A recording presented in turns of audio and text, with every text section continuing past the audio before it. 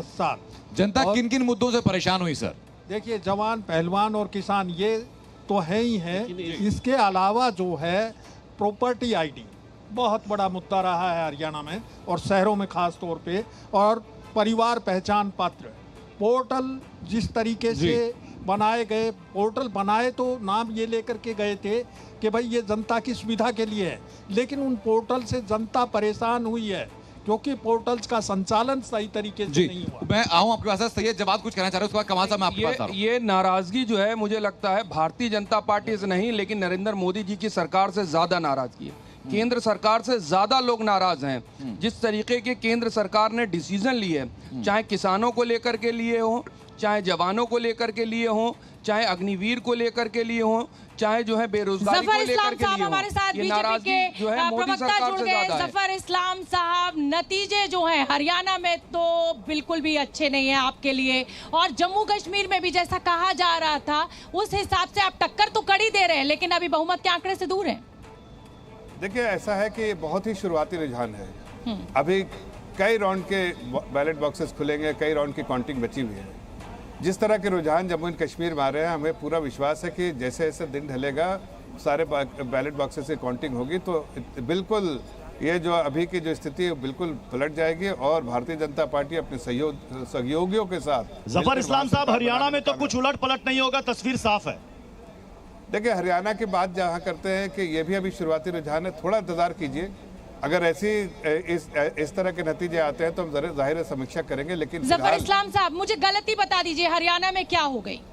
क्या लग रहा है कि कौन सा मुद्दा, चाहे वो अग्निवीर का मुद्दा हो, पहलवानों का मुद्दा हो, किसानों का मुद्दा हो, ऐसा क्या हो गया कि यहाँ पर आप अपनी मध्य प्रदेश की परंपरा को नहीं जारी रख पाए, गुजरात की परंपरा को नहीं जारी रख पाए? 2 टर्म के बाद तीसरे टर्म में जनता ने आपको बाहर का रास्ता अभी फिलहाल रुझानों में दिखाई दे रहा है। देखिए, मैंने कहा शोभना जी कि अभी ये तो बहुत ही शुरुआती रुझान है, थोड़ा इंतजार करना पड़ेगा कि जब तक के क्लैरिटी नहीं आए कि हाँ ये इलेक्शन नतीजे में तब्दील हो रहा है जो रुझानों से इतर सब। जफर इस्लाम साहब, एक सवाल मैं पूछ लेता हूँ आपसे, जम्मू कश्मीर में निर्दलीय भी इस वक्त आगे जाते हुए दिखाई पड़ रहे हैं, क्या संपर्क साधना शुरू किया आपने निर्दलीय से?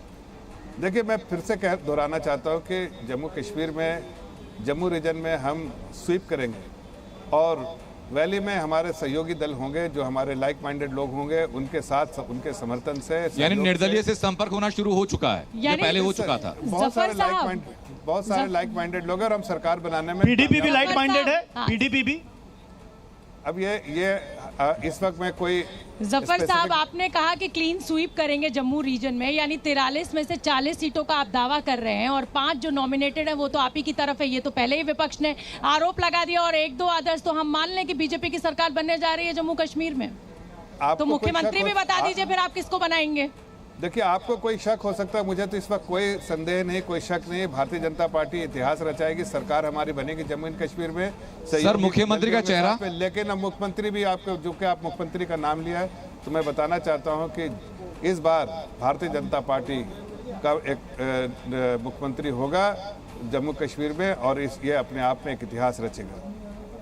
चलिए, बहुत बहुत शुभकामनाएं जफर इस्लाम साहब आपको। और इस समय की बड़ी खबर आपको बता दें, अनिल विज इस समय पीछे चल रहे हैं, पूर्व गृह मंत्री हरियाणा के, वो पीछे चल रहे हैं अंबाला कैंट से।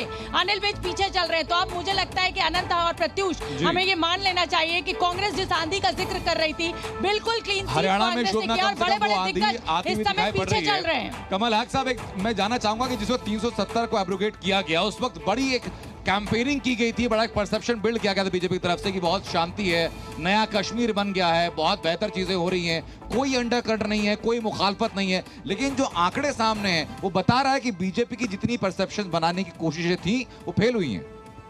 मैं समझता हूं कि बीजेपी ने पिछले 10 सालों में कश्मीर को समझा ही नहीं और उम्मीद करते हैं कि शायद अब उनकी आंखें खुल गई होंगी कि कश्मीर में डेवलपमेंट, रोजगार, टूरिज्म ये कोई मुद्दा ही नहीं था, आज तक कभी मुद्दा नहीं था और न कभी ये आगे मुद्दा हो सकता है।